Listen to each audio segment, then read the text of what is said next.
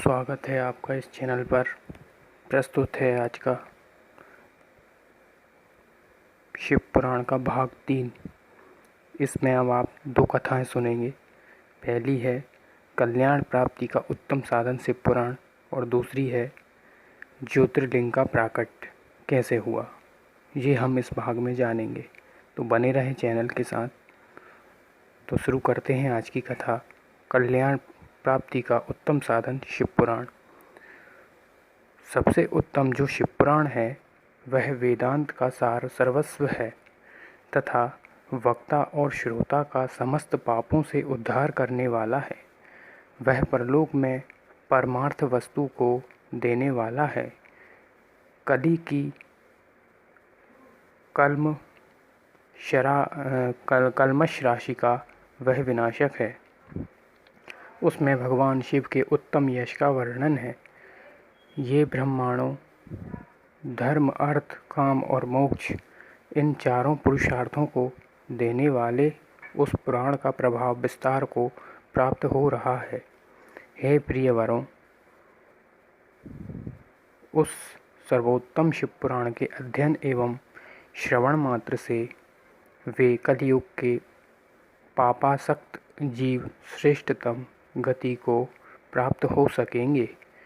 एक बार महर्षिगण परस्पर वाद विवाद में फंस गए।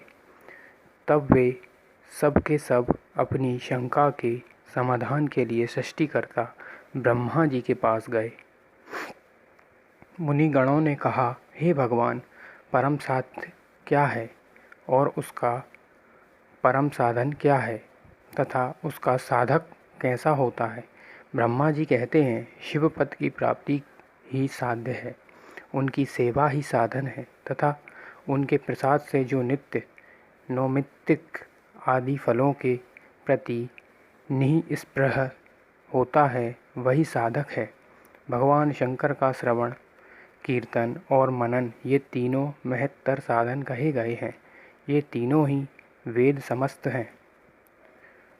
सूत जी कहते हैं, हे शौनक, जो श्रवण, कीर्तन और मनन इन तीनों के अनुष्ठान में समर्थ ना हो वह भगवान शंकर के लिंग या मूर्ति की स्थापना कर नित्य पूजा करके संसार सागर से पार हो सकता है।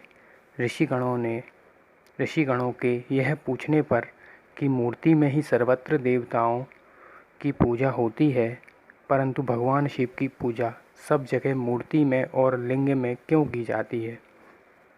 सूत जी कहते हैं, एकमात्र भगवान शिव ही ब्रह्म रूप होने के कारण निराकार कहे गए हैं।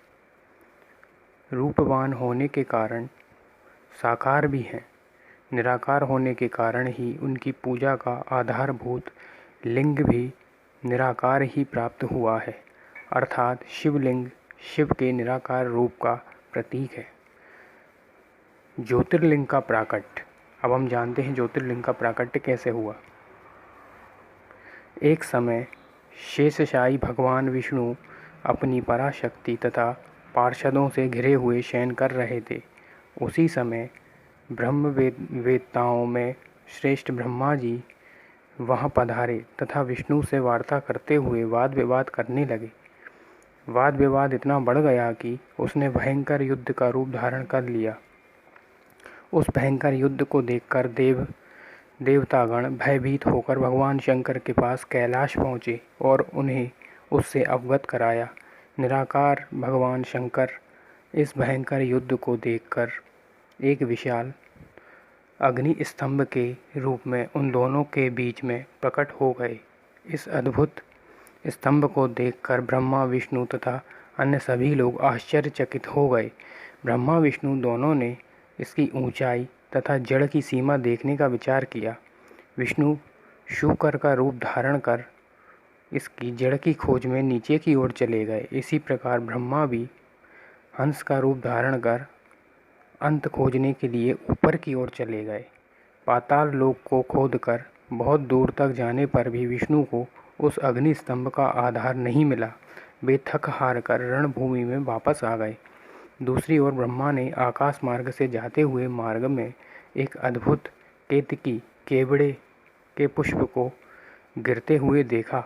उस केतकी पुष्प ने ब्रह्मा जी से कहा, हे स्तंभ, इस स्तंभ के आदि का कहीं पता नहीं है, आप उसे देखने की आशा छोड़ दें।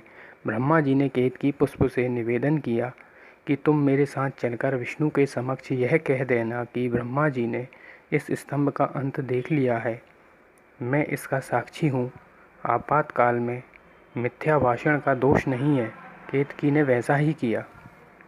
भगवान शंकर तो अंतर्यामी ही थे। उन्होंने विष्णु की सत्यनिष्ठा से प्रसन्न होकर देवताओं के समक्ष उन्हें अपनी समानता प्रदान की तथा ब्रह्मा से कहा, हे ब्रह्मा, तुमने असत्य का आश्रय लिया है, इसलिए संसार में तुम्हारा सत्कार नहीं होगा और तुम्हारे मंदिर नहीं बनेंगे तथा पूजनोत्सव आदि भी नहीं होंगे। भगवान शिव ने झूठी गवाही देने वाली कपटी केतकी से कहा, तुम दुष्ट हो, मेरी पूजा में उपस्थित तुम्हारा फूल मुझे प्रिय नहीं होगा। तदंतर भगवान शंकर ब्रह्मा विष्णु तथा केतकी पुष्प पर अनुग्रह करके सभी देवताओं से स्तुत होकर सभा में सुशोभित हुए। अगले एपिसोड में हम सुनेंगे पंचाक्षर मंत्र की महिमा। तो बने रहें चैनल के साथ और चैनल को सब्सक्राइब करें, लाइक करें, शेयर करें, ताकि आपके साथ साथ सभी का कल्याण हो, सभी शिव पुराण सुन सकें, क्योंकि इसको श्रवण मात्र से ही व्यक्ति का कल्याण होता है।